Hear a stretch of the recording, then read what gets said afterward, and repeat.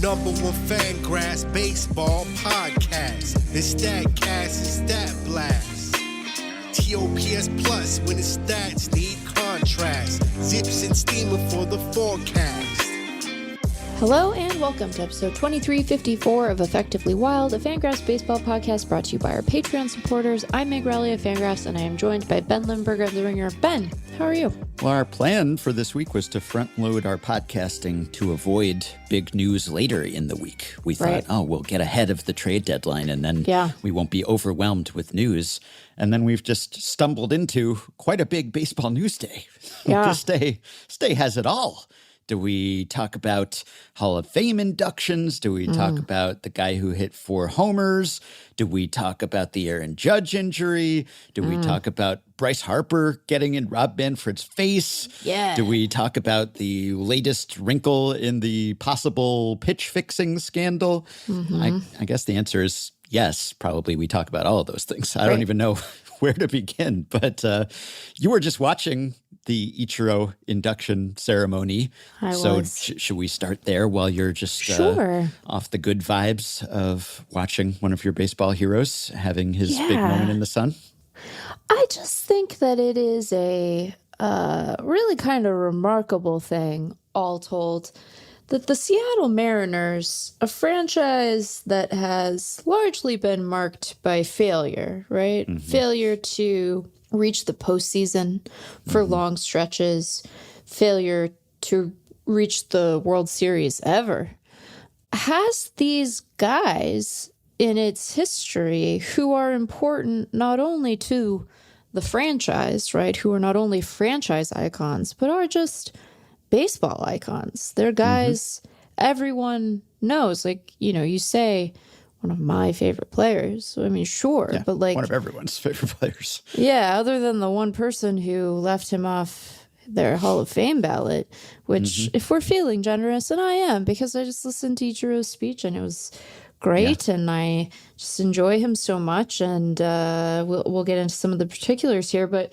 we can be generous and maybe say that they were engaged in some like wayward strategic voting, perhaps. Felt they needed to concentrate their efforts on candidates who were less likely to continue to advance, perhaps, or who were right on the edge of being inducted. We'll be generous. We'll say that's what's going on. But like, I think that Ichiro was a cultural phenomenon and beloved by so many in the game, sort of across the board, such an important figure in the game's modern history, right? Bridging this gap between NPB and the majors and really redefining, I think, people's expectations for what Japanese position players could do at the major league level, and just being a great hang pretty much the whole time that he was doing that, right? Like this very rare combination of on-field talent and just tenacity,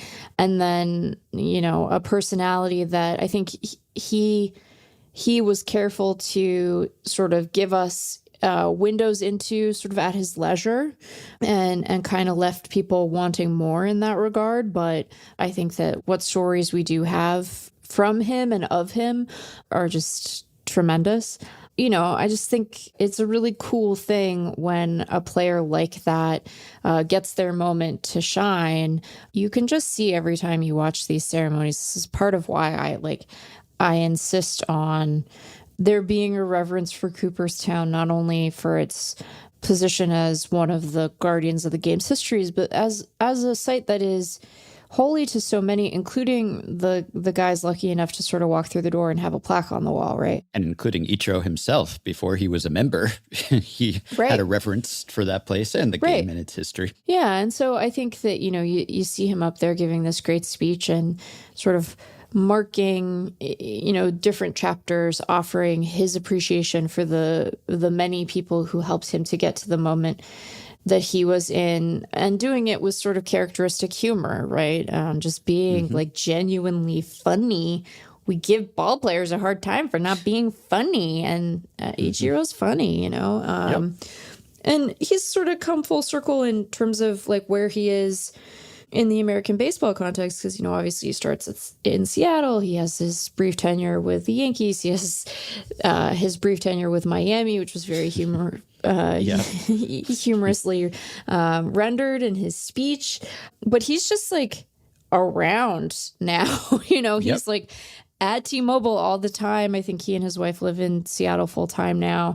They are very much back in sort of the warm embrace of the organization. And I just think that it's so nice when you have that connective tissue from the team's past to its present. I know he and Julio have a very special relationship. So it was just really lovely. And, I don't want to by any means discount the other speeches that were offered or the other folks who were inducted, because they had their merits also. And, some of them were quite moving.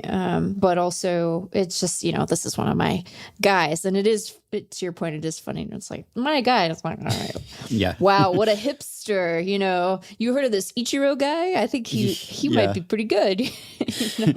Yeah, so. I know he had a 99.7% approval rating, but really he has a 100% approval rating. Yeah. Even the one voter who voted against him might have had their reasons. I'm sure their reasons weren't that they don't like Ichiro or think he was good, whatever their reasons were. So he's just the coolest. He's just the funniest. He is just the most admirable, one of the most iconic, just a great player, incredibly exciting, very valuable, and his excitement, style, value outstripped his value. As great as his value was Hall of Fame worthy, he was just so much more exciting than that even. So we're all lucky we got to see him, and that he is an excellent ambassador for baseball and remains one to this day, and just keeps himself in shape and in uniform and promotes the game and promotes the women's game. And he does it all. It just, no one seems to have a bad word to say about Ichiro. There's not going to be any controversies subsection on his Wikipedia page. It's just, just great anecdotes, both on the field and off. Love Ichiro. And it's almost too bad. Sometimes you get skunked on the Hall of Fame induction class and no one gets in, or no one who's living. And there's just an embarrassment of riches this year, just the concentrated cool. And unfortunately, of course, Dave Parker didn't make it to the ceremony, and Dick Allen didn't get elected while he was still alive. But Ichiro, Allen, Parker, Cece. Yeah. I feel like Billy Wagner's the fifth guy, but no shame in being the fifth guy in that group. It's a heck of a concentration of talent, yes, but also just personalities and guys who kind of punched above their weight just as personas in baseball, as good as they were at the sport. So, nice to see Ichiro have his day, have yet another day. And he was I know Wagner's the closer, but Ichiro was the closer when it came to the actual election ceremony and the speeches. And that's as it should have been, because this guy's a global superstar and did a lot to turn baseball into a global sport, or at least enrich its global following. So, we're all lucky to have seen him and to still have him be around the game the way he is. Yeah, it feels like he'll just be around forever. So, and I realize that's not how time progresses actually. But it's hard to imagine the game in the United States not having him in its orbit, which is sure saying something. So just a special guy. And you're right, not everyone was able to be there, obviously. And I think it does stress the importance of if the guy's a Hall of Famer, let's get him in there so that he can enjoy that moment, because I think that it's a pretty special one. I am glad that Dave Parker at least knew he was a Hall of Famer before he passed. But yes, and wrote a poem for the occasion. But it's those Mariners, just so many stars, so little success. Someone should make a documentary about that. Maybe a YouTube multi-part series. I don't know. But just something, that franchise. But you know that better than I. Yeah. I was also thinking, we've talked about Ichiro and how he had doubters when he came over from NPB, and how legitimate it was to wonder whether that would translate. What I had forgotten, if I was ever even aware of it, was how he had doubters even in Japan. Yeah. Because it wasn't just that, he was the first position player to come over from NPB and establish himself. And so he had to be a trailblazer in that respect. And people questioned, is he big enough? And will this game work? Because he was such an anachronism. This guy out of the dead ball era comes over in the midst of the steroid era and just plays like no one else played.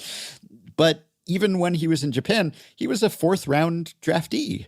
And people questioned even there, would he be big and strong enough to play in the Japanese majors?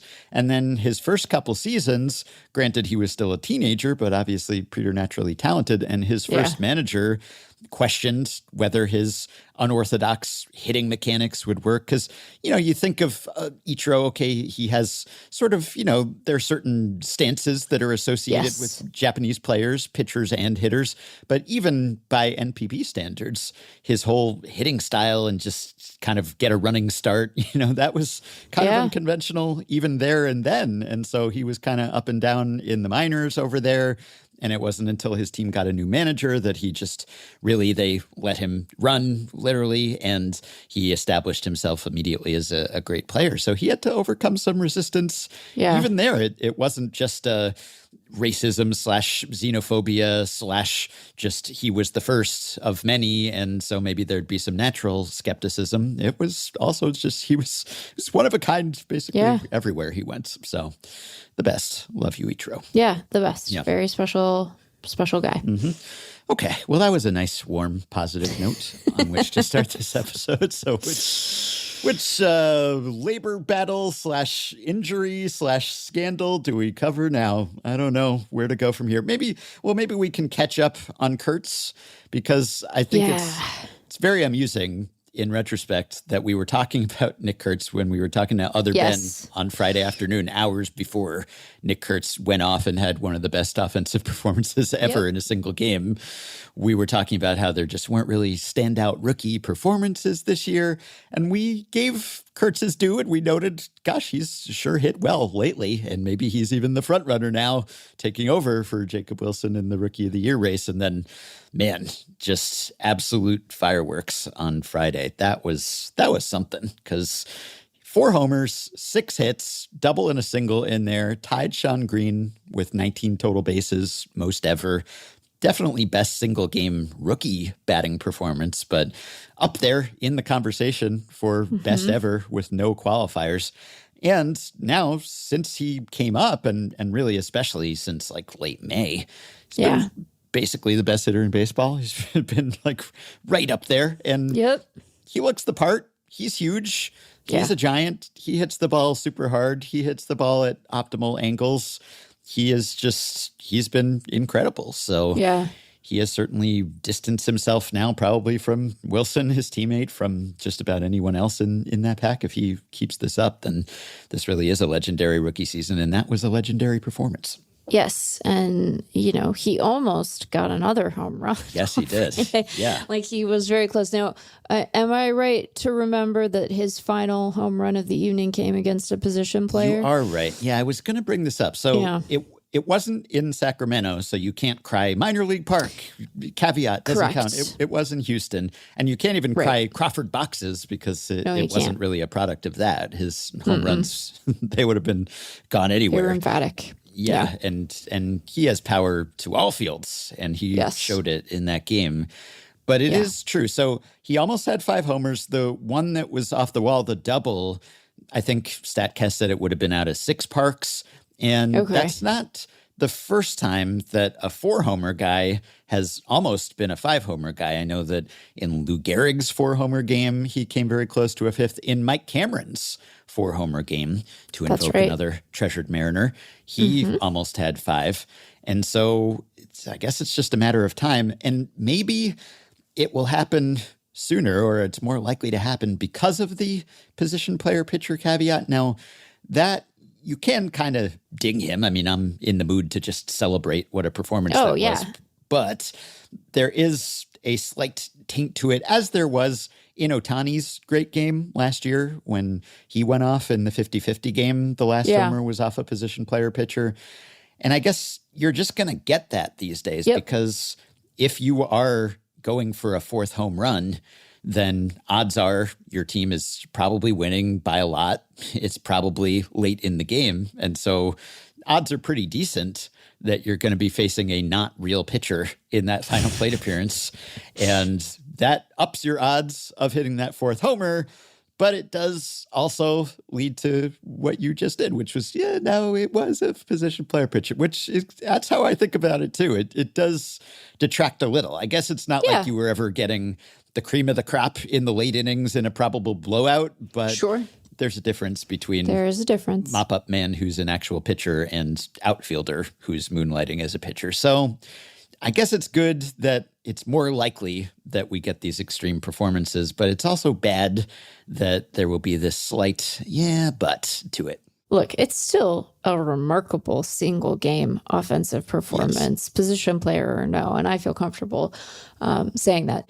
Would it be still more impressive if the final home run had come off the lowest leverage arm in that bullpen? Yeah, it would still be more impressive because even the lowest leverage arm you got, even the guy who's coming up and down and then going back to the minors because other guys are tired, that guy's a professional pitcher and position players famously aren't. So I do think that it's fine to note, but I mostly note it for the sake of the historical record rather than to diminish his performance in particular. Because it's funny, over the course of a career, when you have a guy who puts up milestone numbers, whether it's hits or home runs or doubles or what have you, if you were to go back and inspect every single one of those, whatevers they are, you are likely to find not good pitchers in the mix. Maybe guys who get DFA'd the next day.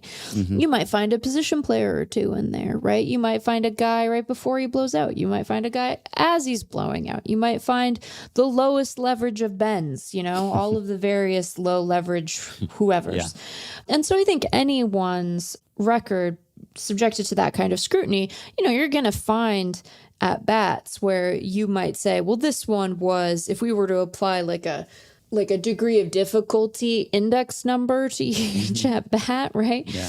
Independent of leverage, but just how hard is it to face this guy in this moment? There's gonna be a spectrum. You're gonna occupy all along the range, the potential range there. Over the course of a career, that kind of smooths out in a way that doesn't merit scrutiny. When you're talking about a single game, I think it's fine to say, oh, look, but he also almost hit another one. So yeah, it's true. It evens out, kind of.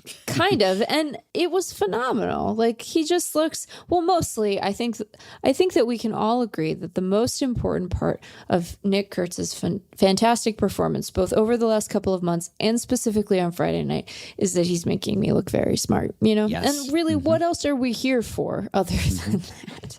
Yes. One bold preseason prediction that you actually do remember. I do remember, yeah. I do remember that one. Outwar Travis Bazzana, which is, it's not even close because Travis Bazzana has not accrued any WAR. He's hitting pretty well in Double-A, but that doesn't get you any big league WAR, unfortunately. It doesn't.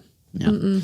Nope. Okay. Well, we have marveled at Kurtz. It was also fun because sort of snuck up on us because he hit the first one in the second, but then he didn't hit the second one until I think the sixth. And then he kind of crammed them in. And so I was not prepared for this to be a 4 home run assault because he kind of backloaded it a little bit. And then I was following it and it was wait, he hit the fourth one? Wait, this was the third one? Many? He hit another one? Wait, okay. Yeah. So that was fun.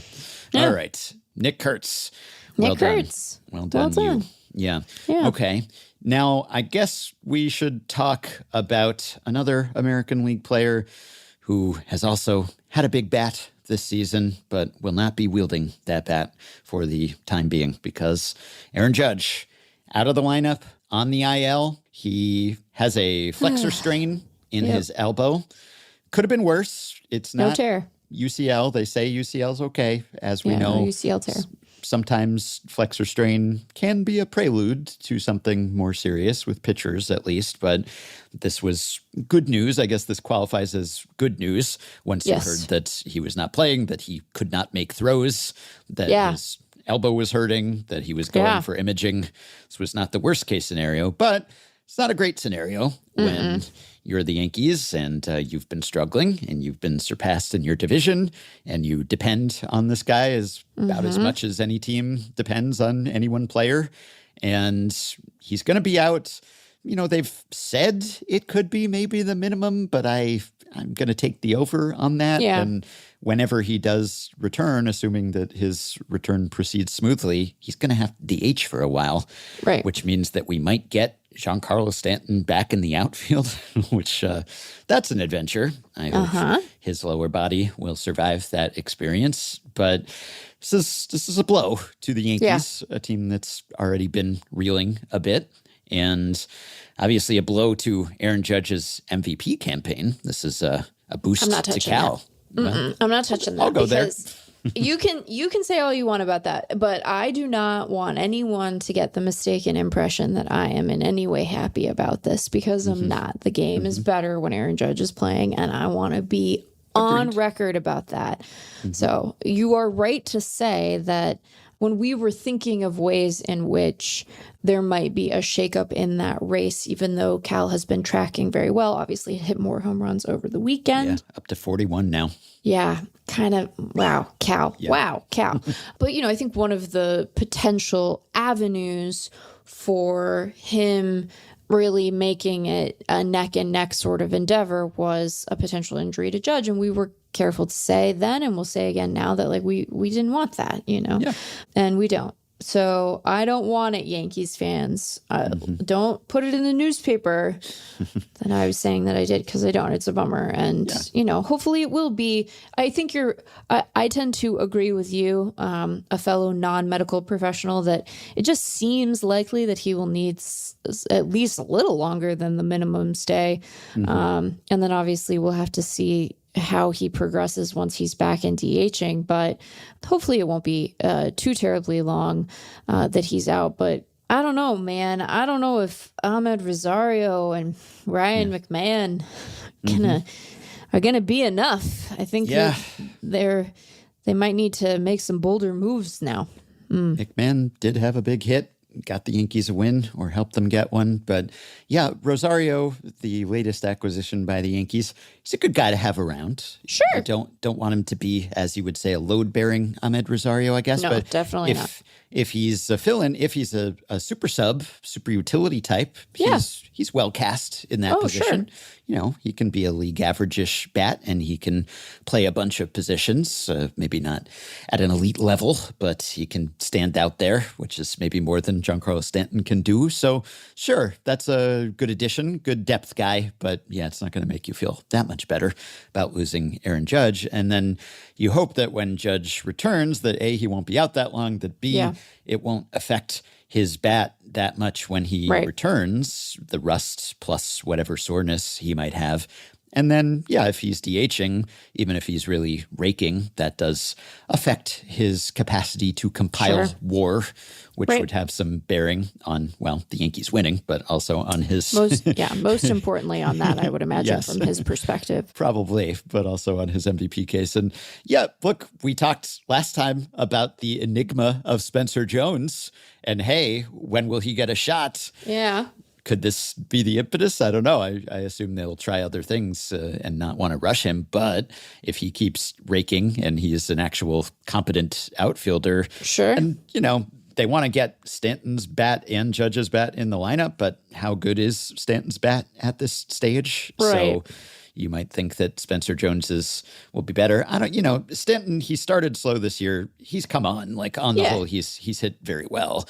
I have my doubts about how long he'll be able to actually play outfield physically. But if he's running a 140 WRC plus, then you're going to want him in there, even if he's kind of faking the defense. But we speculated. We were like, well, where's the hole that Spencer Jones would fill? Well, this makes it a little easier to come up with a call-up excuse at some point. It does potentially, although I will note, and I don't think that it is such a problem that he will necessarily require an IL placement, but he has been dealing with a bit of a balky back, apparently. So he might not be in prime fighting shape, and I imagine they will absolutely not call him up if he is not able to play. Like, there's no point in them starting that clock. So, and I don't say that in an anti-labor way. I just say it in a they're not going to do it way. So, so I don't know what that will mean for them. And, you know, they have other needs as an organization.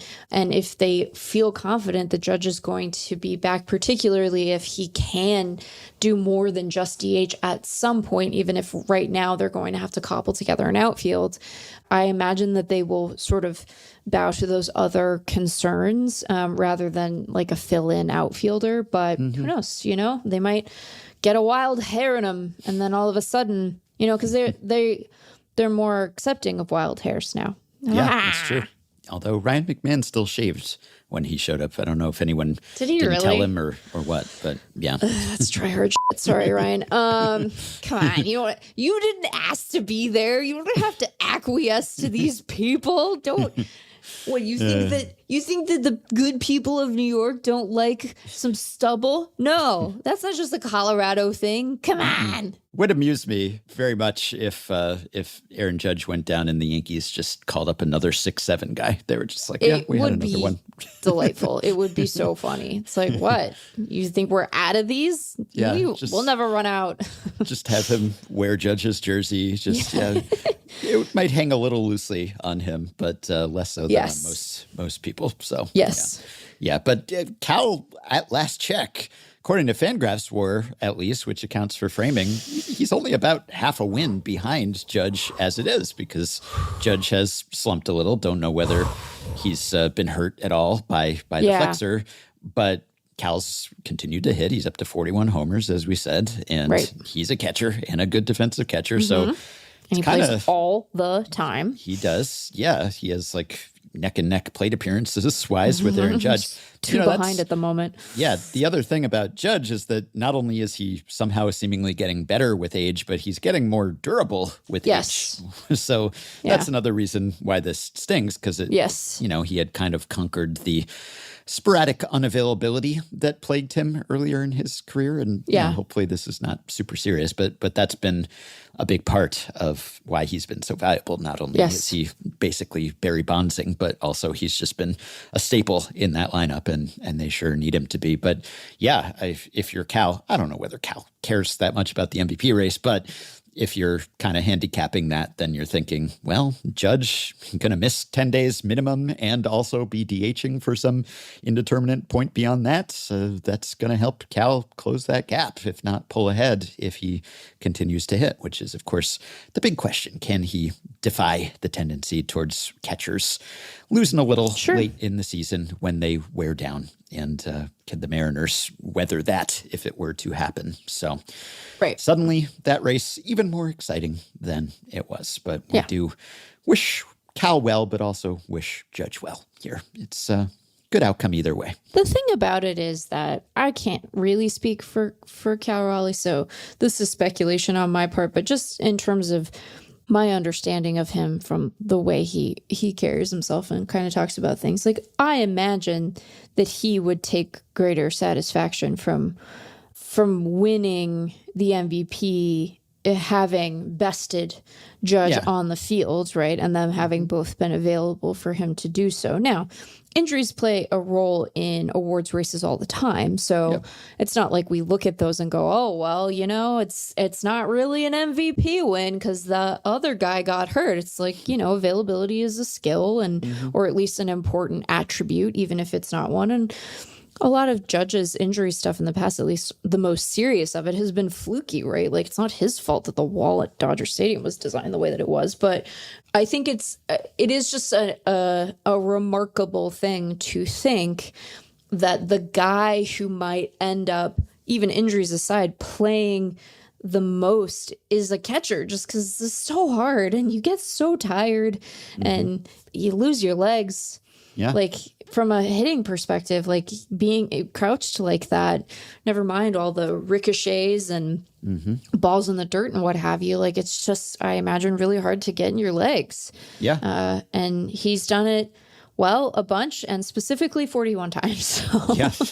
He is on pace for 63. Oh, my gosh. If Judge is hurt later in the season, this would free him up to follow Cal around and do the Maris. See, and that was the thing. I wanted Aaron Judge to just be inspired by his love of the dumper, to be like, look, I'm sorry, but I must abandon my brethren in order to go follow that ass around, you know? Yeah. And I wanted him to say it just like that. I'm sure he would have. Yeah. That would have been great.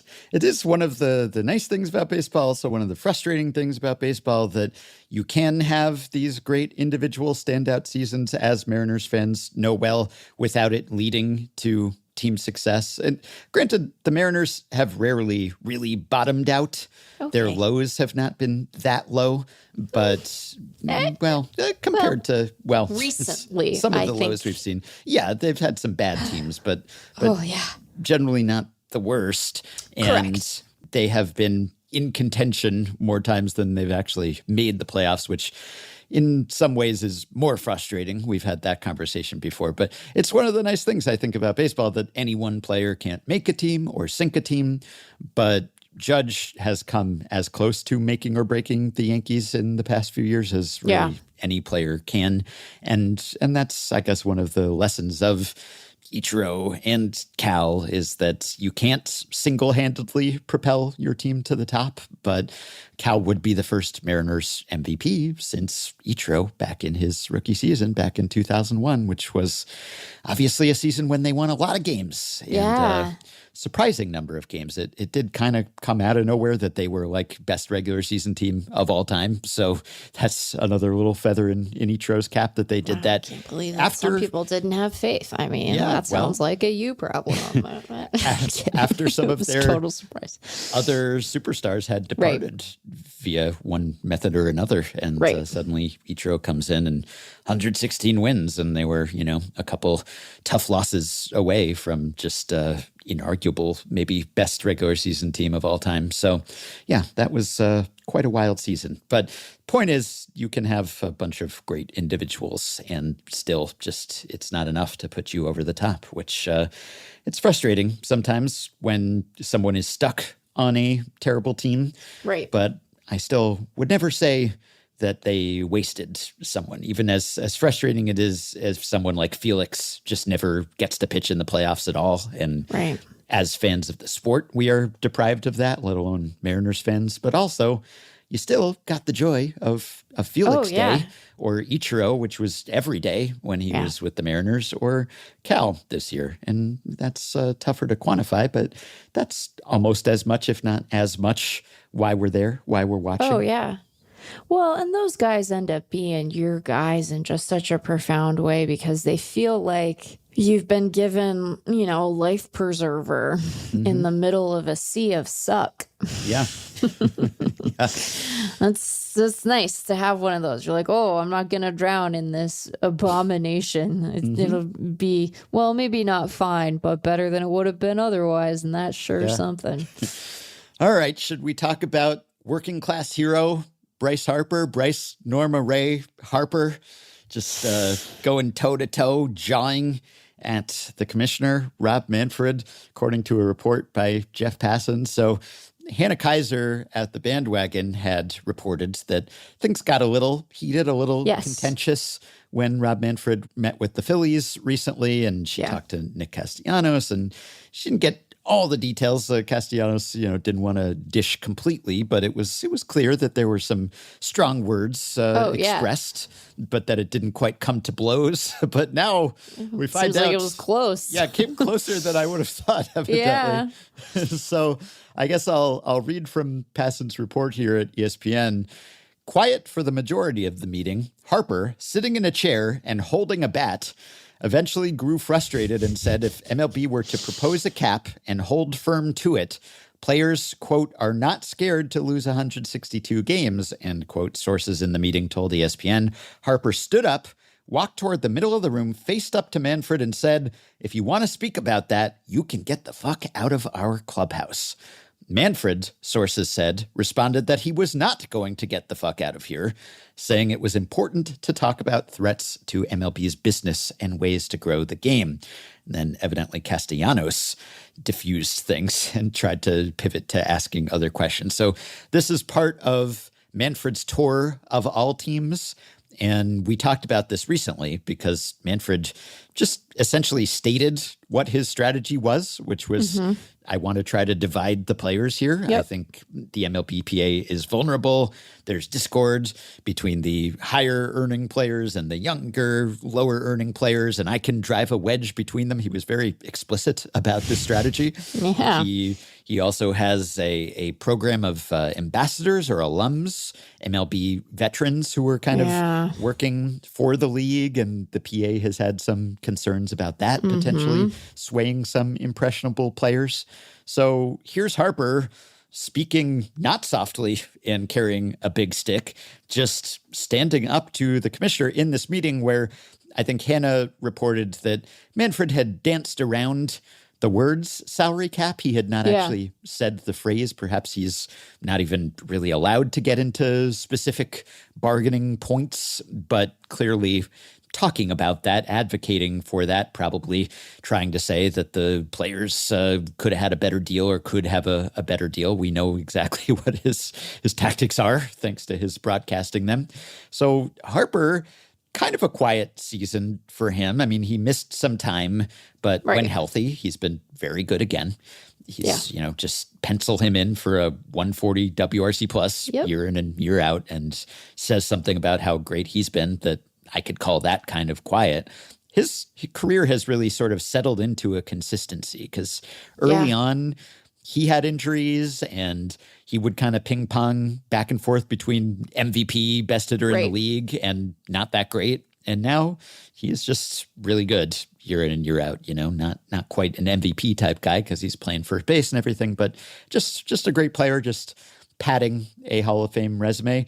And now, standing up as a labor leader, really, which has not been something that he's been particularly outspoken about, I don't think, right? He's not like a executive subcommittee member, player rep even, I don't really associate him with being loud about this in the past, but evidently he had his fill. He was fed up with Rob Manfred's politicking. I am so fascinated by these guys because, I'm going to speak in generalities. I think a lot of this applies to Harper specifically, but just like taking a broader view, obviously the players in the majors are part of a union. They are also, I would say, the majority of them. There are exceptions to this. We don't know exactly where everyone falls or self-identifies from a political perspective, but a great many of them are fairly conservative people. And it seems like it creates the possibility of some amount of tension, right? Because you're a conservative, but you're also a union man. And there are conservatives in unions of all professions and stripes, right? But this one is a prominent one, and one where the money involved is like quite stratified, as Manfred has noted, and big money when it's big. So it's just I don't really have like a point about that. I just think it's an interesting tension that I'm sure that the union has to navigate to some degree. And so, maybe Rob Manfred went in there and didn't think that the raw milk guy was going to like get up in his face about labor. And I've seen, some commentary from like, oh, well, it's easy for Bryce Harper to say we're willing to lose 162 because he's already gotten his and, he doesn't have to worry about a strike fund making him whole or whatever. And sure, there's something to that. But also, like, I think that you want the franchise icon signed to a big contract to be the guy who gets in the commissioner's face. Totally, yeah. That doesn't excuse the raw milk. That remains a problem. But I think there's something to guys in that position being the ones to sort of step up and like draw a line and seem to invoke like we have a collective understanding of our position and what is good for us, and you are bringing a thing that is bad for us into the conversation, and if you want to do that, you can get the out. Like, also speaks to, or at least invokes some sort of, collective spirit and solidarity that I think is probably a good thing for them going forward. So I can't, I so badly wish I had been there. I don't want anyone to walk away with the idea that I am taking delight in Rob Manfred being menaced or the face that he would have made. But I would be curious what that face looked like, just like as a point of interesting science. So I also think that big semi-public blowups like this are a potential opportunity for the union to continue to message around issues like a salary cap and any other issues they imagine to be both important to the upcoming CBA negotiations and particularly contentious, because I think that, we think about this stuff a lot, and I think about it sometimes at like 3 a.m. wondering like, will there be baseball? People will still be FanGraphs members if there isn't baseball. What will that mean? Can I pay rent? But just more generally, whether we are going to have a season is something that folks in our position think about a lot. And I imagine that players think about a lot. But some of the particulars of the issues on the table, I think you still take every opportunity you can if you're the Players Association to try to do education around that stuff, right? Because I think that they do a good job of messaging, and I think that the sort of labor legacy of the PA is well understood. But like, these guys are baseball players; they're not labor lawyers, and they see, I'm sure, other pro leagues where players do have to play under a salary cap, and like some of those guys get paid fine, they might think, right? Like I do think that when you are an outlier in this way, it's just incumbent upon you to do what you can to continue to educate your guys as to why, no, actually, this tends to, whether immediately or over the long run, really just redound to the owner's benefit rather than the players. You take that chance every time. And then like Bryce Harper gets to just be kind of cool. Raw milk guy. The raw milk. Is there, in the weightlifting community, is there special vernacular around raw milk? Are those guys like, I don't even want to speculate what they would say, because I know how borderline sexual some of the other stuff is, and like you're getting into uncomfortable territory there. I don't associate that with a particular bro science sort of. Come on.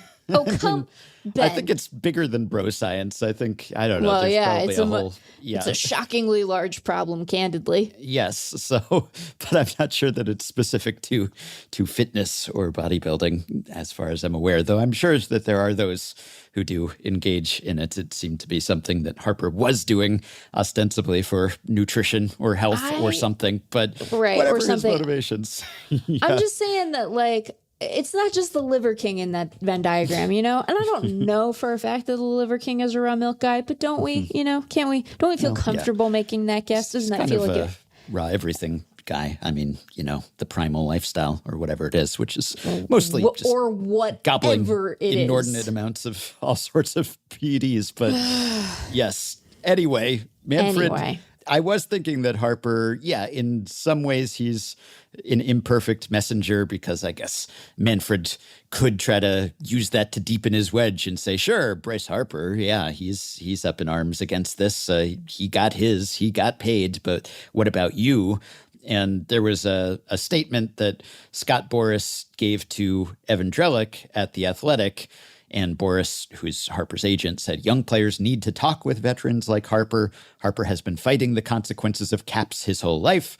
Harper received the potential for a total of $10.9 million, $9.9 million plus $1 million in roster bonuses for his draft signing in 2010. 2 years later, in 2012, a draft cap was implemented, and the top paid player in the draft, Byron Buxton, got $6 million. 15 drafts later, the top player is receiving $9.25 million, well below Harper.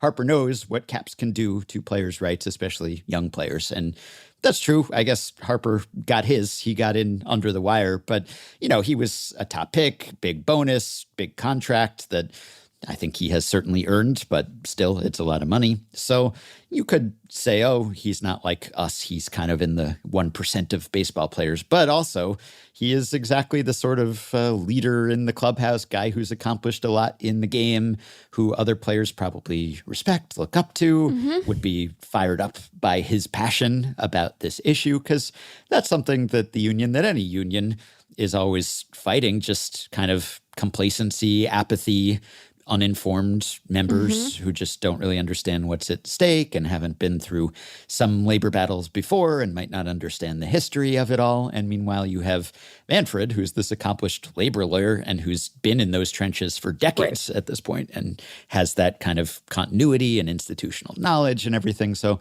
there's an inherent advantage there. And you kind of have to get your members riled up to remind them what they're fighting for here. And to have Harper, now early in his career, he was kind of a controversial, divisive figure. And he was seen as brash and, you got to earn it, rook, like when he was young and he's on Sports Illustrated cover and he's the phenom and everything. And other players would say he was overrated. And now I think he's, while still being very productive, has aged into the veteran leader kind of stage of his career. And it's hard to say he's overrated because he's been so great. And also, he's proved that in every which way and all the big hits and the playoffs and all the rest of it. So if he speaks up, then you got to think that the younger players will listen and maybe be motivated by that. And Castellanos's quotes were pretty funny. He said, it was pretty intense, definitely passionate, both of them. The commissioner giving it back to Bryce and Bryce giving it back to the commissioner. That's Harp.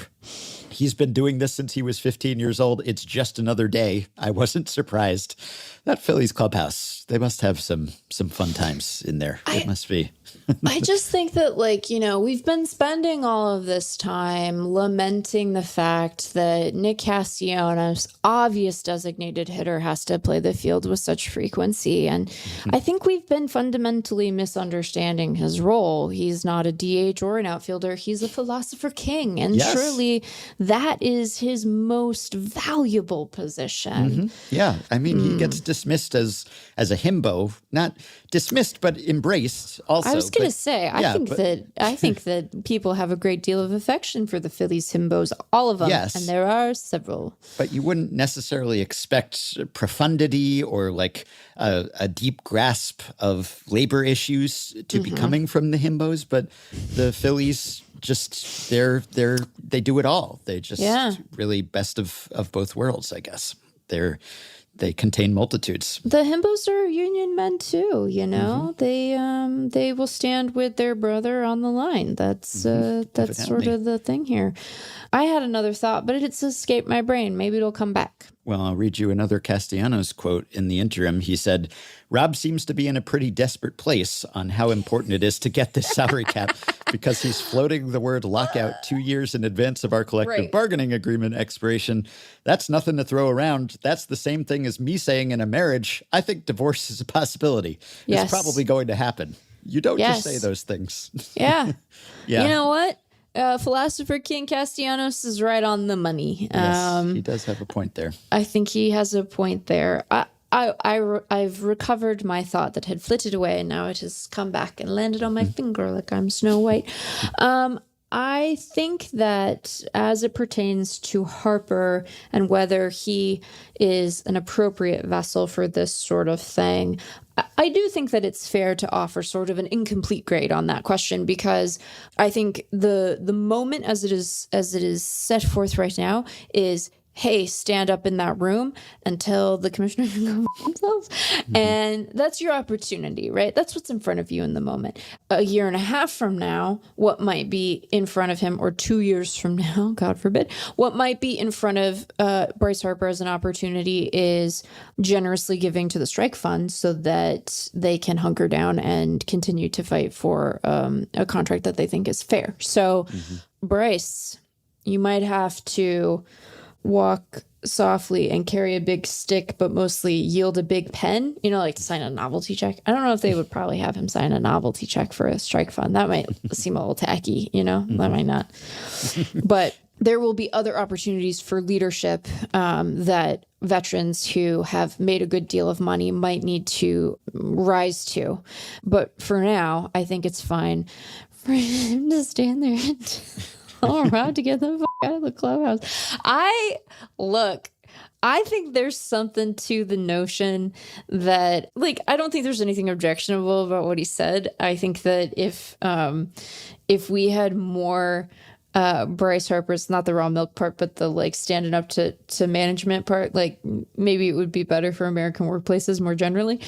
I do think that there is something to the fact that like the Phillies have always given me, or at least this group has always given me the impression of like, we don't really give a if what we're doing is making any sense to anybody else. It makes sense to us, right? Like they're not, it's not that they don't appreciate the stakes of the moment, because clearly like Bryce Harper does, and clearly based on the quotes that he's giving, so does Nick Castellanos. But like they have had that kind of himbo, hey, like we're just guys being dudes dancing on our own. You unbutton the top button of your jersey, we'll unbutton 3. Right. And, you know, you can knock a lot of bodies down with that if you deploy it right. Sometimes you might describe it as like not being intimidated even when you should be, right? That you have like a kind of like, whatever, we ride, you know, kind of attitude. And I think that like that has served this Phillies group well during various postseason runs. It might serve them well in the coming labor conflict as well. So keep it up, himbos. Yeah. What the ESPN report and the New York Post had a report on this as well. I don't think either specified whether Bryce put the bat down when he stood, because he's holding a chair. He's in the chair with the bat, which sounds menacing. I mean, it's not unusual for a hitter to be holding a bat in the clubhouse, but did he hold the bat when he went up and told Manfred to get the out of the clubhouse, or did he put the bat down before that? Because that escalates the situation if you're carrying a bat as you are banishing the commissioner from the clubhouse. I guess what I would say is that, like, you know, it probably would be better to put the bat down. Probably, from an optics perspective. And the reason I say that is because, like, not that, like, Rob Manfred is, like a very short man, but, like, he's not a pro athlete. And I imagine that Bryce Harper is a sufficiently intimidating presence in the room. Like he's not like super tall, but he's 6'2", and he's got that weird raw milk vascularity to him these days. So it's just heat, my guy. It's only heat. It's just, it's not a chemical process. I mean, like, I guess I don't know if that's from a scientific perspective quite an accurate way to describe it, because you are doing, it's just heat. Like it's so straightforward and natural. You could just. Do you think if you bring a live cow to the Phillies clubhouse that those guys give up raw milk like the next day? Do you think they're like, this thing came in, is everywhere. We saw how close the one hole got to the other holes, and we were like, oh boy, we got to start drinking pasteurized milk. I'm worried about it. When the story said that Harper faced up to Manfred, I was thinking, I doubt he was looking up. Yeah. Probably Manfred. I don't know what Manfred's official listed height is, but I doubt that when he is facing off with Harper, that Harper is the one looking up. Yeah, I would be surprised. I'm trying to remember a time when, like, this is going to feel like Ken's catching strays here, and I don't mean it to, but like I'm trying to remember what it looks like when Rob Manfred stands next to Ken Rosenthal, and like how did their statures, again, affection. I'm not trying to it's like you use Ken here, but you use Ken as the measuring stick because Ken has his height in his Twitter bio or whatever. So it's like he's the standard candle, as astronomers say. It's like the thing that you can measure everything else by. Right. It's just like we measure other ball players in Altuve's. We measure that's what we do. Okay. Well, that was exciting. That livened up our Mondays, certainly. Anyway, you do have to think, like, if you're Rob Manfred, if you can't take the heat, get out of the clubhouse, I guess. And I guess he took the heat. To his credit, I guess if he had turned tail and fled in the face of Bryce Harper just telling him off, then that would not have been great for the respect that he commands among players such as it is. Probably not. But there is something skeevy about what Manfred is doing here. I don't think there's anything like illegal about it or that he's bypassing bargaining or anything. It's okay for the commissioner to go around, but it's under the guise of a listening tour, really. But it's more of a telling tour. Yes. It's more of a just trying to sell his message and divide the union than it is something a commissioner probably should be doing, which is, going around and taking the pulse of the players. But to use those meetings as a way to sort of do a backdoor advocacy for your position in bargaining, there's just... you're entitled to do it, I guess. If the union were really upset about that, then they'd protest. I think it might even be in the CBA that he's allowed to do something like this. But, you have to be ready if you're going to do that to engender and provoke some strong reactions, as he clearly has here. And if anything, it's maybe surprising that this sort of thing hasn't happened or been reported to have happened more often. If only because it's like one of the oldest management tactics in the books, right? Like in that respect, it is fairly surprising that this hasn't been a topic of conversation before, because as we discussed when Hannah did her reporting, as we discussed when the news broke about his remarks at the Braves Investor Day, like this is a tried and true tactic of management in the lead up to negotiations, where you try to fracture the union, where you try to convince some members that the union doesn't have their best interest at heart. I'm sure that when Rob Manfred heard about Pablo Torre's reporting on the NFL Players Association, he was thrilled. He's like, look at now, I want to be very clear. I don't know that he has articulated this thought either to himself or out loud to other people, but I could imagine him being like, oh my God, look at a literal sports union seemingly acting against the interests of its membership in a way that is likely to get many people fired and might be illegal. Yes, and a union that has some ties to the MLBPA, not the specific scandals, but the other scandal, the investigation that's going on, the fact that there's a business entity that the leaders of the MLBPA and the NFLPA were both involved in and embroiled in. So, you could use that as additional ammunition, potentially.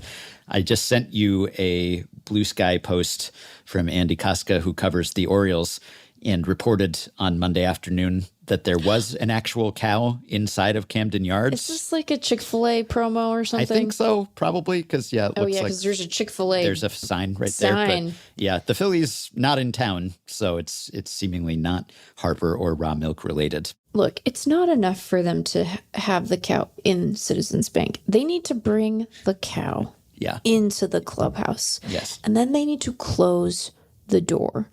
And look, I don't want to panic the cow, okay? PETA, don't come after me. I'm not trying to advocate abuse of the cow. I'm just saying I need them to see some stuff, And like, you got to apologize to the clubbies in advance, because this shouldn't be their problem, but I'm making it their problem, because really raw milk is everyone's problem. I mean, it's not. Most people just buy pasteurized milk. Sometimes in bags, sometimes in cartons. Right. But bag, fine. Carton, fine. Sure. Jar, fine. Like, I guess a bottle more than a jar. Yeah. Ours comes in a bottle. I mean, like, I have to go to the store to get it, but there's like a local dairy, and you get it in a glass bottle. And then you have to remember to bring the bottle back so you get your bottle deposit. Ah, yes. Also important. Because otherwise, it's just $2 out the door. Yep. Well, I've been giving Sprouts the same $2 once a week for like the last 5 years. And then they give it back to me, and then I give it back to them. And it's like, just get a little punch card. I guess we can segue from one threat facing baseball to another and talk about the latest development in the pitch fixing investigation. As we record here on Monday afternoon, we don't know a whole lot more, but we do know one more thing, which is that Emmanuel Clase has now joined the teammate of his who has been under investigation, Luis Ortiz, for pitch fixing.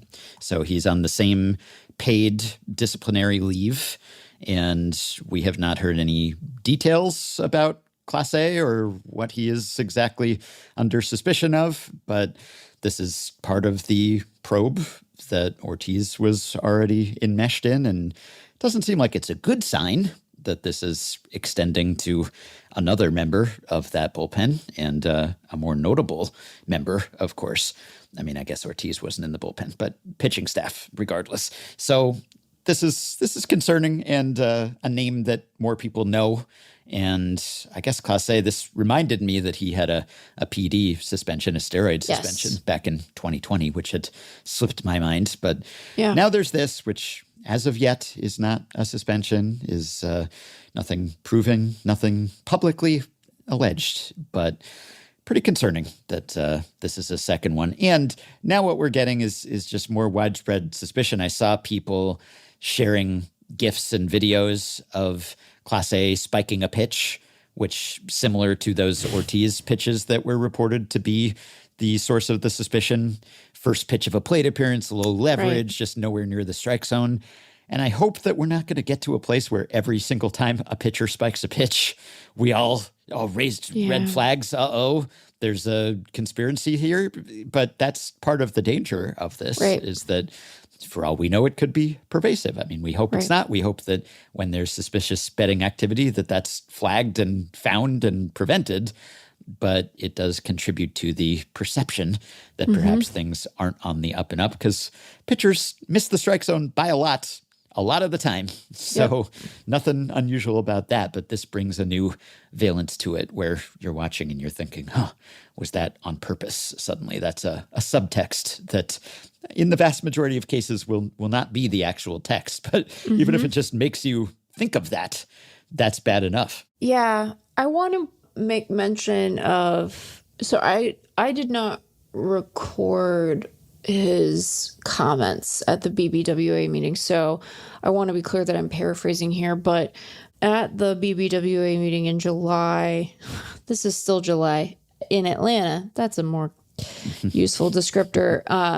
Steph Apstein asked both Tony Clark and Rob Manfred about, these betting issues, scandals, and what it was going to take to purge them from the league and to successfully intervene on them. And they both, I think took the issue appropriately seriously. But one thing that Manfred said, and again, here I'm paraphrasing, that I was heartened by, and not just because, I don't always agree with him, but did suggest this, he did raise concern about the existence of these sort of pitch by pitch bets and whether they were strictly necessary or particularly well advised, given some of the vulnerabilities that we've seen. And so one thing that I could imagine coming out of all of this, regardless of the outcome of their investigation, because, you're right to point out that both of these guys are on paid administrative leave. They have not been suspended. But once you have a concern that a guy might be throwing a pitch or a game or what have you, you can't have him out there, right? You just have to, unfortunately for the Guardians and I guess potentially for Clase and Ortiz, you just have to take them off the field because you can't have them keep throwing pitches if they are in fact doing that. But I wonder if one of the things that we will see as a result of this is that sort of class of pitch, particularly at the books that have an active and direct partnership with the league, kind of disappear because they just seem so obviously ripe for exploitation in this manner. And, it might not end up being particularly decisive in any given game or even, a particular at bat, but it has the ability to be an existential threat to the sport nonetheless.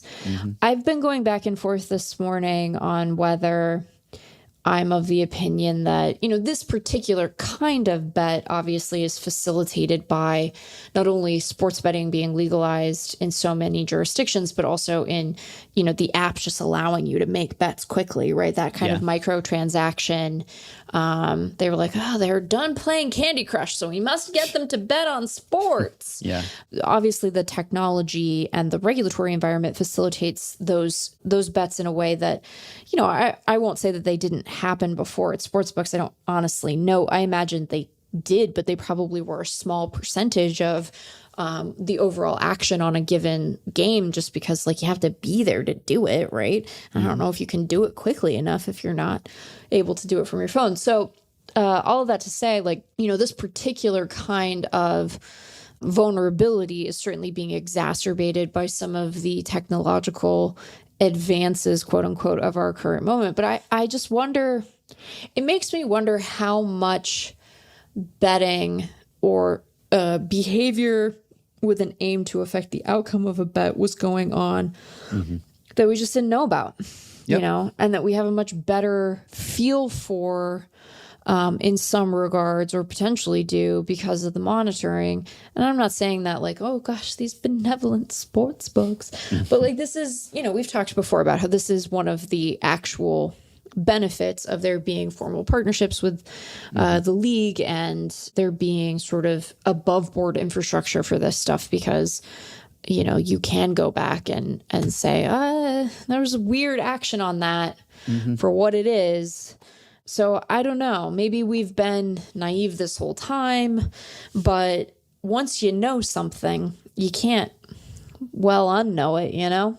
I hope that we're not just suddenly finding out about something that was there all along. Yeah. Though I guess I'd rather know than not if it was. But this does feel to me like an area where we need some sort of either legislation or the leagues taking a stand on the prop bets, on the parlays, on these sort of micro bets, just because we're not going to put the genie back in the bottle, and Pandora's box isn't going to be closed. I think sports betting is going to stay legal. I think smartphones are not going anywhere. But if we could curb the worst of it somehow, if we could maybe make the advertising and the marketing a little less pervasive, if there were more regulation about that, if there were regulation about this kind of betting specifically, which just seems most likely, A, to actually interfere with the games, and B, just the most kind of predatory, you know, preying on people who can't control themselves when it comes to these bets.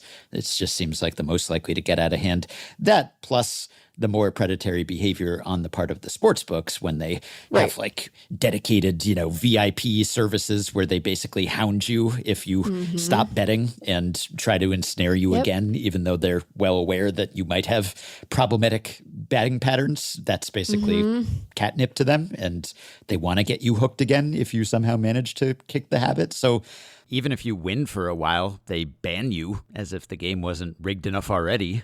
That sort of behavior, there's got to be things that could be done around the margins to make this a little less destructive societally. And I know some of those things have been done, or at least there's a little political clout behind getting them done in other countries where the legalization preceded ours, and thus the harmful effects of the legalization preceded ours. And I wish we could look at that as a bellwether and say, this is where we're headed.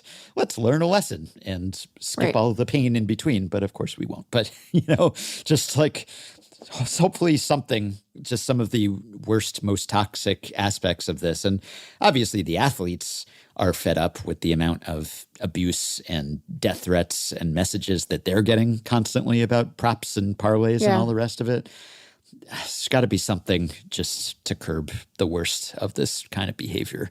So let's hope, but I'm not really holding my breath. I do find myself frustrated with whenever something like this happens, and it's happening a lot now, you know, not just in baseball, and that's certainly contributing to my sense of its frequency, that there have been betting scandals in other sports, but it feels like we have one of these happen, and then the discourse is the same every time. There are the people who say, well, what, you know, it's the hot dog meme. Like, we're all trying to find the guy who did this. Yeah. This news brought to you by insert sports book. I'm so sick of that joke, but it's everywhere. I get the spirit of the thing, and I don't know that I necessarily disagree with the notion that, like, you create a permissive environment around sports betting, and it's just going to be in the culture as a more acceptable thing, broadly understood. And, you know, players can bet on sports. They just can't bet on bat to ball sports, right? Yeah. And I do wonder, I'm like, would it be better if they just couldn't bet on any sports? Like, does that blur an internal distinction? But like, as we've talked about every time there's been one of these, like they've never been allowed to bet on baseball. It's always been against the rules for them to bet on baseball, regardless of the legality of sports betting in their particular jurisdiction, nationwide, what have you. Like they've just never been able to do it. And so I get what everyone's saying in that, like, this sucks and we're tired of hearing about it constantly, and it seems obviously predatory on the part of the sports books, particularly this class of bet. And so it's easy to extend that logic to players. And, it wouldn't surprise me if there are individual players who are susceptible to the effects of addiction when it comes to gambling, just like anyone else, right? Sure. And so the idea that it doesn't matter at all, and that having the ability to do it on your phone isn't like in there a little bit, okay, fine. But like, they just have never been allowed to bet on baseball. And we wouldn't say it was acceptable for like, they partner with Budweiser, right? But we don't say like, oh, well, that player could drive drunk because, who's at fault for that? Rob Manfred. It's like, no. Just because this is a thing that has addictive potential doesn't mean that like the behavior is acceptable. And just because you, as a normal citizen, could bet on basketball if you're a pro baseball player doesn't mean that you can bet on everything, because guess what? Being a pro baseball player comes with obligations as well as privileges. And one of them is you can't bet on your own stupid sport. So like, enough with that guy. I'm so like, sorry. Yes. Yeah. But I'm so sick of that joke. It doesn't help. It's going to be pervasive regardless. Even if MLB took some moral stance and said, we will not partner, you're still going to be inundated with this stuff. Less so, I think, the fact that we're getting it from all sides during baseball broadcasts, and it's sanctioned by the networks and by the leagues. That's certainly sometimes the name of the network. Yeah, absolutely. Or historically. That makes it worse. That exacerbates all of it and probably gives it this veneer of, I don't know, respectability or approval that just probably doubles down on the whole problem. It's not going away, and ultimately it's probably a drop in the bucket if you just took any one league's spend on this or profit from this. But yeah, we don't do gambling advertising here just because we think it's bad for the world, basically.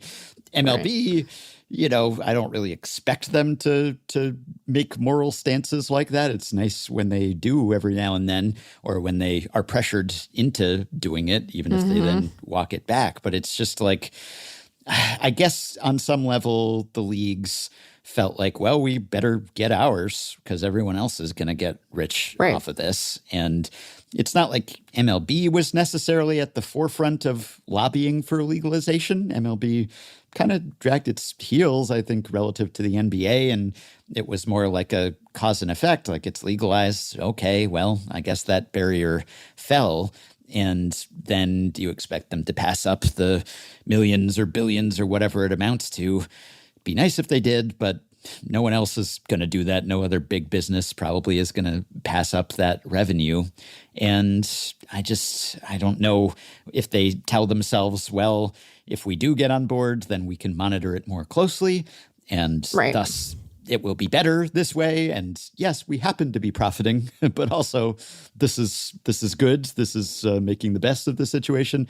Maybe they could tell themselves that, and maybe there's even some truth to it. But yeah, like they're kind of complicit, I guess, anyone to any extent and much of the media is funded by this. And, I'm no exception to that, the places where I've worked. So it's tough. Even if you're not directly involved in it, you're probably connected to it in some ways because it just undergirds the whole sports and sports media industry. So I don't know. There's really no extricating yourself from it. It's just all so toxically intertwined.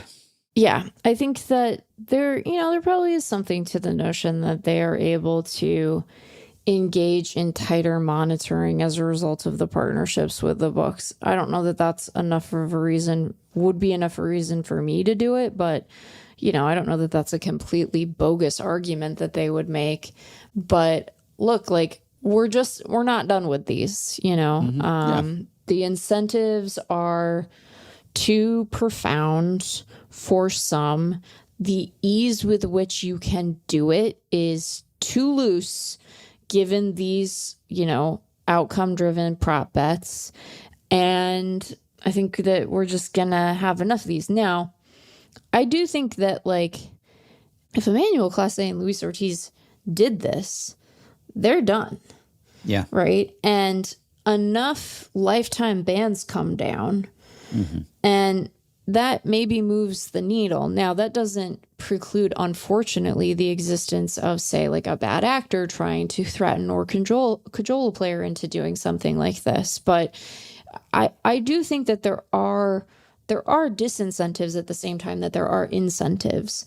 And I think that the league has to come down really hard when that line is crossed in an effort to maintain its own professional integrity. And I wish that they drop all the sports betting stuff too, because I think it's dumb and gross, but they're not going to do that. So we have to figure out a way for them to continue to police that line and do so effectively.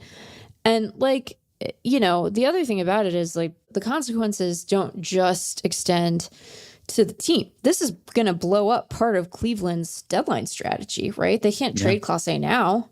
Who's going to take him? Right. He's, first of all, he's going to be out until at least August 31st. Yep. And so you don't get to enjoy him helping your team, and you're not going to take him if he's just going to end up getting popped and not be able to play baseball again, right? So the league isn't the only enforcement mechanism at play here. And there are, we haven't seen a player as good as Clase caught up in this. I mean, I guess for the first day of Ohtani, people were worried about him, but we haven't seen a player of his caliber placed on administrative leave for one of these things in a while. No disrespect to Marcano, but this is easily the best guy.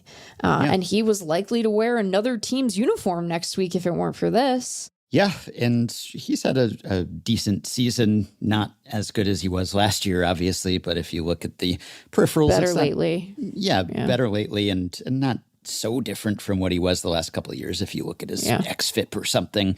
And that doesn't preclude this sort of thing. And people do that with Shoeless Joe in the 1919 World Series because you look at his overall series stats and they look great.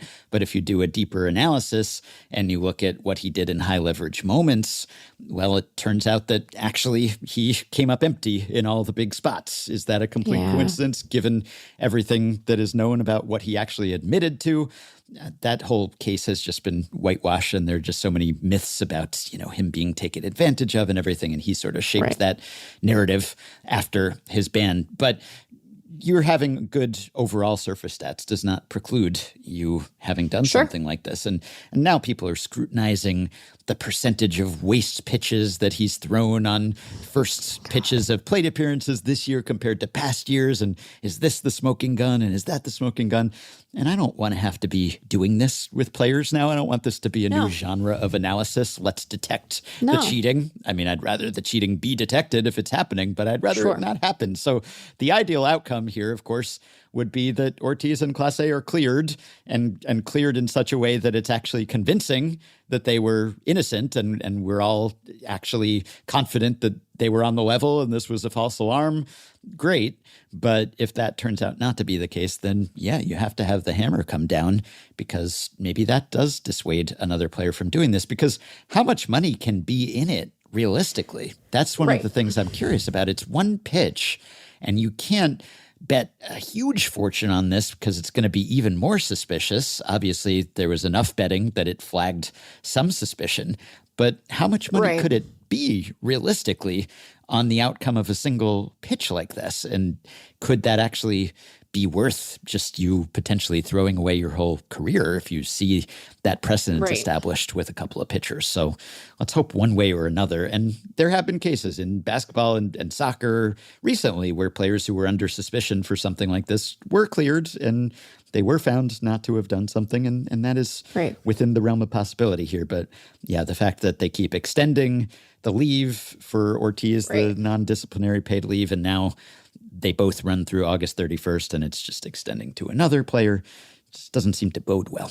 Yeah. And I will say, and look, I don't know. I think the question has to be asked, and I don't know the answer. And I want to be clear that I'm not trying to say that they've necessarily done anything wrong here, because I don't know, one, if they have, or two, how their messaging around this stuff has differed from other teams in the league to the extent that it has, if there's something more than that could be done. But I also think that, like, if you're the Cleveland Guardians, you have to be asking yourself, what the f*** is going on in our clubhouse right now? Yeah. Because if these two guys are, if it turns out that they have done something untoward here, what's going on, Mm-hmm. And what I do think that teams should ask themselves, as I mentioned, like, the league isn't the only potential guardrail here. And I'm sure that club officials are messaging with their own guys. But, I do think that it's worth them, to the extent that they are able, sort of asking, is there anything more institutionally that we can be doing to,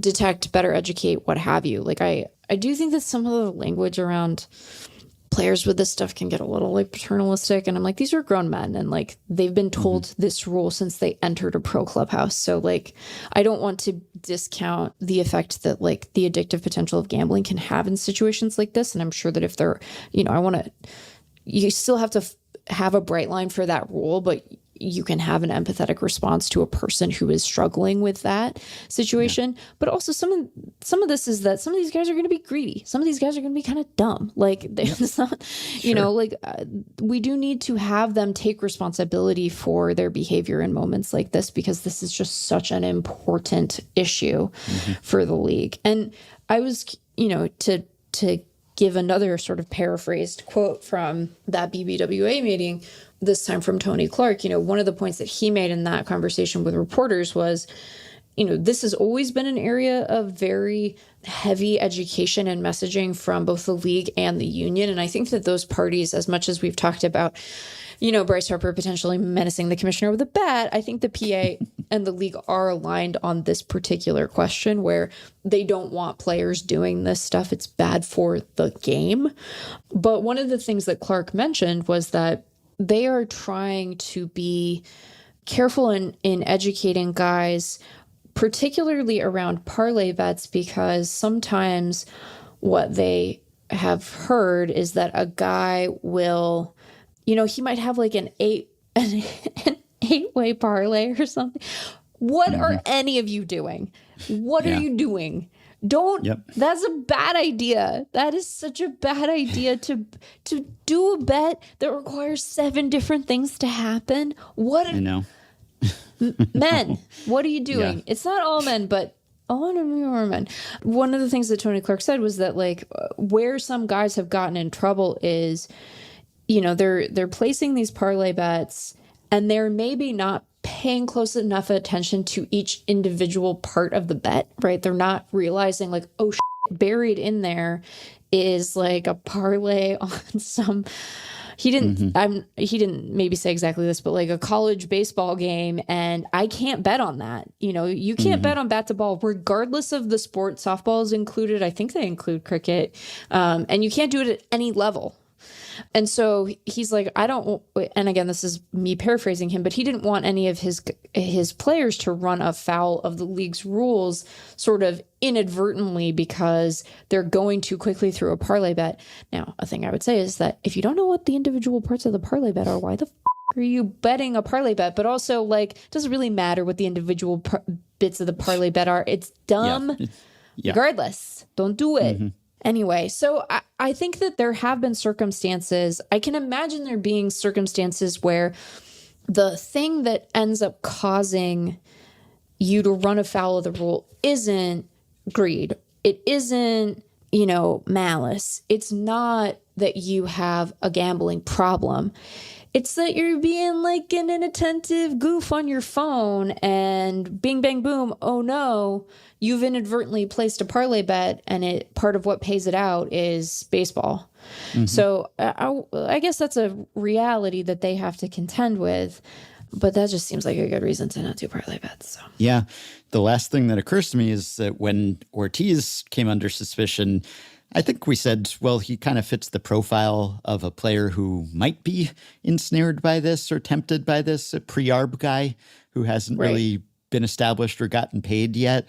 And Clase, you can't really say that about. He's made some money. Now, he signed an extension. He probably left some money on the table. Ultimately, maybe he feels like he's underpaid. But, he's making several millions of dollars. And it's hard for me to imagine that if this is true, if he was a willing accomplice in this, that would have been enough money to really move the needle when you're making that sort of salary. But you never know what's going on with an individual player's personal finances, and you can't just extrapolate from their salary and say, oh, yeah, he's set. Sometimes they squander that money. So we'll find out one way or another, and probably before too long. I guess we can just quickly end just staying in the Central. There have been a couple transactions of note. Not long before we started recording, the Tigers made a trade with the Twins. They acquired Chris Paddock, and I guess it was then announced that Reese Olson of the Tigers is out for the year with a shoulder strain. So makes sense that they'd be in the market for some pitching. And man, we said, okay, we're sure the Tigers are good. And lately they have not been. They've been 500 for quite a while. Like if you look over the past, I think it's 57 games, they're 500 or under 500. But also they just lost 12 out of 13, right? I mean, it's been a rough stretch for them. They have come back to earth a bit. So yeah, they need some reinforcements. I guess some of the things that you looked at them and their roster at the beginning of the season and said, oh, this team is promising, but I see some holes here. And then suddenly all of the holes were paved over, and it seemed like all the second stringers were great. And that hasn't completely continued of late. I still think they're good. I still think they're going to win this division, but they need some assistance, and I guess they're trying to get it. Yeah, I think it's interesting. There's been, I might hazard to say that the quote unquote best teams, a lot of them are kind of struggling of late. Oh yeah. It's been rough sledding for some of these clubs. The Dodgers are 4-6 in their last 10 games. Detroit, you mentioned their record, 2 of 8 in their last 10.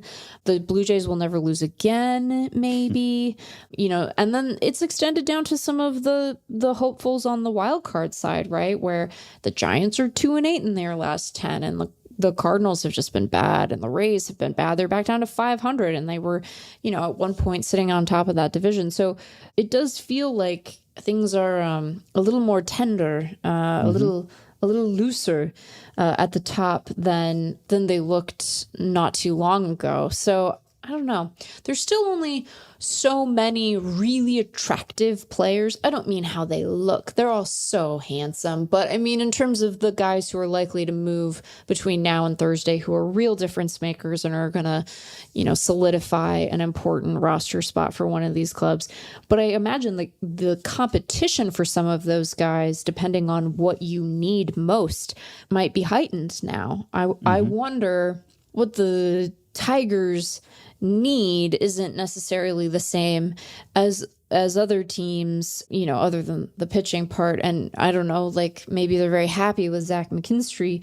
But if you're the Diamondbacks, and I don't mean this with regard to the Tigers in particular, but if you're the Diamondbacks, aren't you glad you haven't traded Eugenio Suarez yet? Because it just feels like his asking price is going to go up and up. Although maybe he gets too expensive and then he stays. And then it's fine for me because I can finally go to the clubhouse and ask him, hey, Eugenio, what's with the hair, my guy? How do you do it? Yeah. No, it does feel pretty wide open at this point, just league wide, which I guess is not a shock. We kind of knew coming into the season, it didn't seem like there were any really great teams. The Dodgers maybe had that potential, but that hasn't panned out thus far. And so it was clear that it was going to be a dogfight and we were going to have compressed standings, but it's really compressed now. And It has been so up in the air. I think Zach Kreiser had this note that from July 20th through July 27th, there were 4 different teams that held at least a share of the best record in baseball at the end of the day. Yeah. So it was Tigers, Brewers, Cubs, and Blue Jays could all say, yeah, we have the best record in baseball. It's been hard to keep track. My head is spinning. Yeah. It's like this team gets kind of hot, this team gets kind of cold. Suddenly there's a new team with the best record in baseball. Right now, as we record, the Blue Jays have the best record in baseball, I believe, the best winning percentage. Yes. And it's only .594, which is not very good for the best team in baseball. They're 63 and 43. By the way, Bo Bichette just had a 5-hit game, and I was looking at his stats and thinking, in retrospect, his down year last year looks even odder. It was very confusing last year, but now that he's bounced back to be more or less like Bo Bichette again, it looks even weirder that he had that blip. Obviously, he missed some time and everything. Anyway, it appears that he's back. So yeah, you can't even say this is clearly the best team in baseball. It's just that title changes hands seemingly on a daily basis. And who would have thought that 2 of the teams that would be in that conversation right behind the Blue Jays from a winning percentage perspective would be 2 NL Central teams? Mm-hmm. I didn't think that. Yeah. I thought that the Cubs and the Brewers could be good teams, but I didn't think they'd be right behind there. Yeah. Right behind there. That's crazy. Yeah. And I guess that puts the Royals' decisions in a different perspective. And maybe we can end there with another Central team. Such a weird couple of days. Yeah, for they've them. kind of declared their stance, I guess. The Twins and the Tigers have. It's funny, like the Braves have added in recent days, but I don't think that that's a case of declaring that they're contenders and they're going for it. I think that's a case of we have no healthy starters. Someone has to start these games for us. So they just picked up Eric Fedde from St. Louis and Carlos Carrasco from New York because Grant Holmes got hurt. And their entire opening day rotation is on the injured list now. And not just on the injured list, but I think they're all on the 60-day. Like a lot of those guys are they're gone. They're out for a while, a lot of those guys. And, that's Strider's back. He wasn't on the opening day rotation. They are indeed all on the 60-day per their roster resource page. Yep. All extremely shorthanded. So you wouldn't even say that Carrasco and Fedde are going to help necessarily. Fedde has fallen far since he was a midseason acquisition last year. But this is just a case of like, even if we're not going to make the playoffs, we have to have some healthy pitchers. We have to field the team, someone who can throw the ball. But the Royals, I think, are a case of saying, no, we're going for it. So they signed Seth Lugo to an extension, and he was reputed to be or rumored to be one of the potential top pitchers available at the deadline. Like, it seemed like a pretty thin crop of pitchers who could be moving. And Seth Lugo, if the Royals decided to move him, that seemed like he might be the best pitcher available. But he's not available, seemingly. They've decided to hang on to him, and they signed him to a 2-year extension with a vesting option for a 3rd year.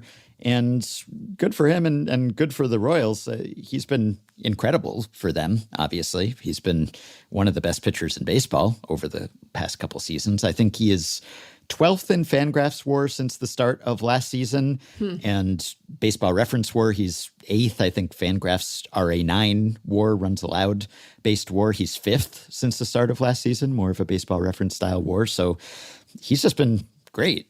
And they've gotten quite a bargain with him. And now they're getting him for 2 years and $46 million with a $3 million signing bonus and then a club option and vesting and everything. But that's a pretty sweet deal for them too. I get that, like, he's not a super high strikeout guy. He's older. He's in his mid-30s. But I would think that if he had gone to free agency, he's going to get more than that, right? So he must like being a Royal, presumably.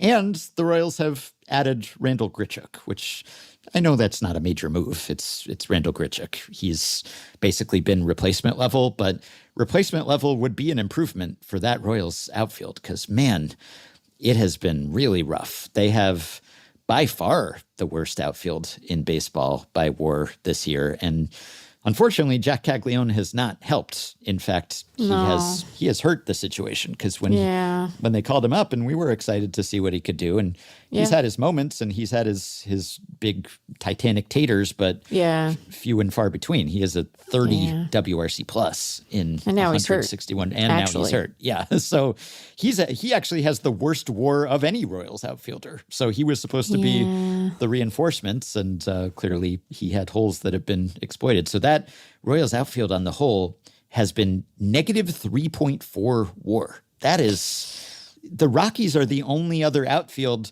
that's sub-replacement level, and they're negative 0.2. So they're essentially replacement level. The Royals, 3 wins worse than that. So that's when you get into, sure, Randall Grichuk, I guess. Like, he'll stem the bleeding, maybe.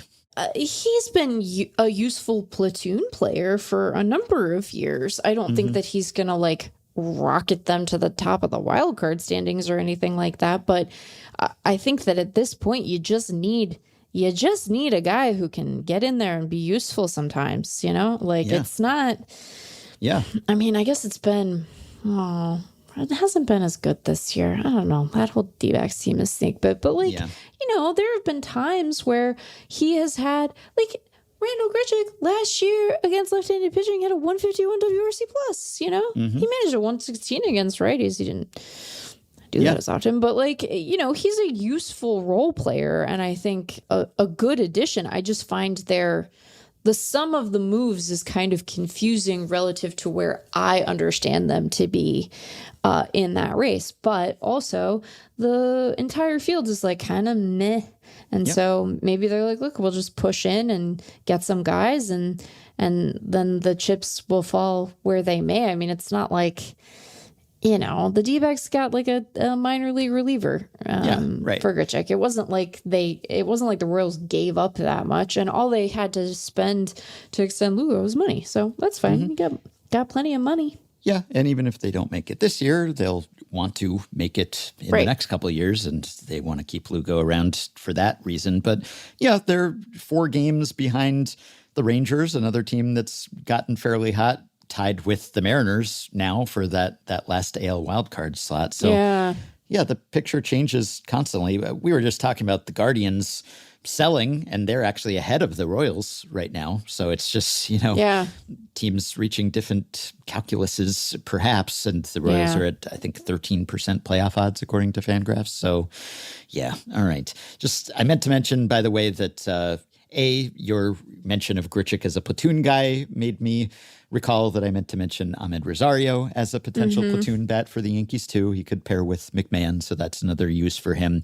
And also the Guardian's statement about Clase did say, we have been informed that no additional players or club personnel are expected to be impacted. So okay, that's good. I guess that's good. I guess that. I mean, it's better than the opposite. They probably wouldn't say anything if they're like, and there's more coming. Can you imagine? Yeah, right. Brace yourself. This is just the beginning. Yeah, I don't think they would say that. But pack it in, boys. Yeah. I don't know how privy to the details of these investigations. Probably not very. Are, right. So, I don't know how much it means that, I guess if they were told that no one else is implicated, that's good, but might be a surprise to them too, potentially. So, also, I said stem the bleeding, and I think I meant staunch the bleeding, but maybe you could say either. I don't know. Anyway. I think you staunch the bleeding and you stem the tide. Yes, that's right. But why not stemming the bleeding or staunching the tide? I don't know. Because they're both, I think, both liquids, both fluids. Yeah, but isn't staunching is I think specific to blood from a wound.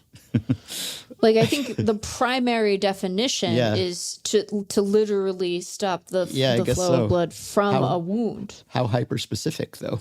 Interesting. Yeah, I mean, like, there are a lot of really specific words, Ben. You know, they mean very specific things. It's true. But you could stem the tide is a funny sort of little phrase on its own, isn't it? Stem the tide. Also, you can't stem a tide, can you? It seems like it would be hard to stem. Yeah, maybe how if could you have hold like back a tide? It's a force of nature. Like, I guess a like dam if you had does like that. a levee. Or but levees break. There's a song They about do it. on occasion, yeah, and then it can be quite catastrophic. Or like, a lock is to move a ship through bodies of water of different depths, right? That you're not trying to do anything funky with the tide with the lock, right? It's just like, oh, the boat's over there and it needs to go over there, and they're not the same, and so you move them. Yeah, right. That sounds right to me. Is it? Is it right? So. They're lock. How did we get No, here? How did we end on this note? Because it's what do you mean? How did we end on this note? Have you listened to our show before? I mean, a lock like a Scottish lock, like where Nessie is. That's just Gaelic. The Ballard, That's just a lake, the Ballard locks in Seattle. Yeah, it's used for raising and lowering boats, ships, and other watercraft between stretches of water of different levels on river or canal waterways. Okay, Yeah, I understand what a lock. I'm with you all the way on locks. We went to the Ballard locks on a field trip in elementary school. We learned about, and then you get to see the salmon. Yeah, you get to see where the salmon go, and it's a whole thing. You get to watch them and you go, oh boy. We should probably end this episode. Yeah.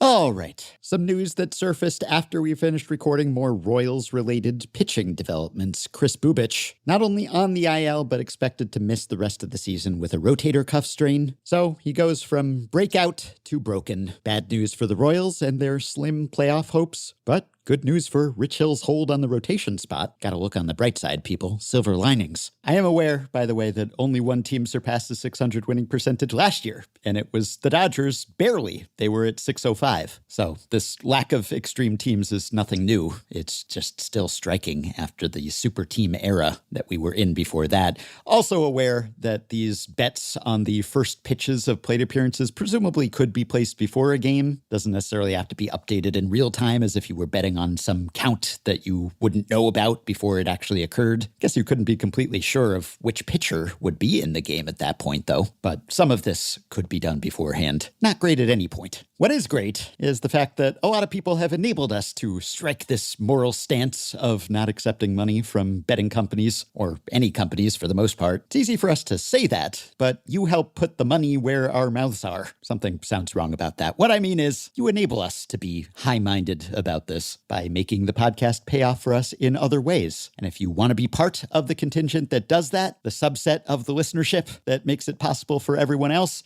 you can support the podcast on Patreon by going to patreon.com/effectivelywild and signing up to pledge some monthly or yearly amount to help keep the podcast going, help us stay ad-free, and get yourself access to some perks, as have the following 5 listeners: Sam S. Fader, Will Bergman, Michael Corvo, Corey Knowles, and A.S. Thanks to all of you. Patreon perks include access to the Effectively Wild Discord group for patrons only, monthly bonus episodes, the latest of which we posted this past weekend. We had a rollicking conversation about all sorts of subjects. It was the 45th bonus episode that we have put out for our Patreon people. They're all sitting there waiting for you as soon as you sign up. You also get prioritized email answers, playoff live streams, potential podcast appearances, personalized messages, discounts on merch, and ad-free FanGraphs memberships, and so much more. Check out all the offerings at patreon.com/effectivelywild. If you are a Patreon supporter, you can message us through the Patreon site. If not, never fear. There's no gag order. You can contact us via email. Send your questions, comments, intro and outro themes to podcast@fangraphs.com. You can rate, review, and subscribe to Effectively Wild on Apple Podcasts and Spotify and YouTube Music and other podcatchers. You can join our Facebook group at facebook.com/group/effectivelywild. You can find the Effectively Wild subreddit at r/effectivelywild, and you can check the show notes at FanGraphs or the episode description in your podcast app for links to the stories and stats we cited today. Thanks to Shane McKeon for his editing and production assistance. We will be back with another episode soon. Talk to you then. Did Richard Lovelady ever strike a Taylor Teagot? And who had more war, Jason Kendall or Russell Martin? What if Shohei Ohtani's dog was also a good lawyer? What would you do if Mike Trout just showed up in your foyer? Or is it foyer?